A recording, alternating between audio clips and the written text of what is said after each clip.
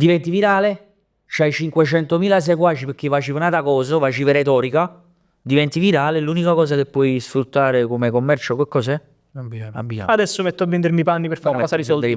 Questo lo A me sai. non può work, perché fondamentalmente... No, però Però a attenzione, te, era pure che hai fatto i sacrifici, che pagavi tasse, 50 euro tu levi a te, 50 euro a te, 50 euro a chi, 50 euro a chi là. c'è il rischio di non poi riuscire più a distinguere anche la qualità. E oggi se ne cade di abbigliamento, perché non si può fare qualcosa? A me dispiace pure perché uno può dire ma io non ho le possibilità di pagare una licenza, non me lo posso, pure io all'epoca non me lo potevo permettere, ma hai fatto un ebbro e poi una ceduta a Via Toledo. Oggi se loro mettessero delle licenze, lo sai che prima nel 90 per aprire la partita IVA alla Camera di Commercio devi fare un esame, cioè non possiamo continuare così, perché chi paga come me fitti esorbitanti, tasse esorbitanti, io devo essere tutelato. Ma poi c'è il rischio che collassa un'economia alla fine, Assolutamente. perché